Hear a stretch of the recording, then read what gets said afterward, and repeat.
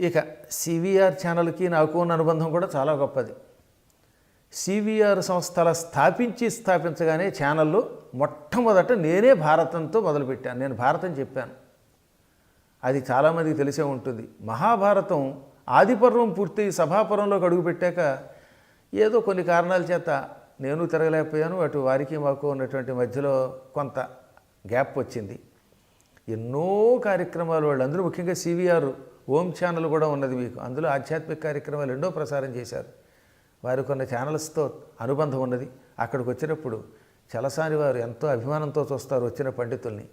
నేను చాలాసార్లు ప్రత్యక్ష ప్రసారాలకు కూడా అక్కడికి వచ్చాను. లైవ్లో ధర్మ సందేహాలు చెప్పాను. ఒకప్పటి మాట అది. ఈ మధ్యన తిరగడానికి అవకాశం లేక శరీరం కూడా సహకరించక రావటం లేదు. శరీరం ఆరోగ్యంగా ఉంది కానీ సమయం సహకరించట్లేదు. అందుకే అప్పుడప్పుడు మీరే వచ్చి రికార్డ్ చేసుకెడుతున్నారు. చాలా సంతోషం. సివిఆర్ ఛానల్లో అన్ని రకాలైనటువంటి ఛానల్స్లో ఉన్న సివిఆర్ ప్రేక్షకులందరికీ ఆంగ్ల సంవత్సర శుభాకాంక్షలతో పాటు రాబోయే ఉగాది శుభాకాంక్షలు కూడా అందజేస్తున్నాను.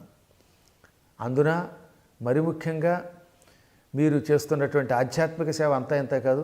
అందుకని సివిఆర్ యాజమాన్యానికి, సిబ్బందికి, ప్రేక్షకులకి అందరికీ కూడా దైవానుగ్రహం కలుగుగాక, గురు కటాక్షం లభించుగాక. ఈ ఛానల్ ప్రపంచంలోనే నెంబర్ 1 ఛానల్ అవ్వాలని, దానికి తగిన శక్తియుక్తులు వెంకటేశ్వర స్వామి ప్రసాదించాలని కూడా మంగళాశాసనం చేస్తున్నాను. ఈ ఛానల్ యొక్క రుణాన్ని ప్రజలు తీర్చుకోలేరు.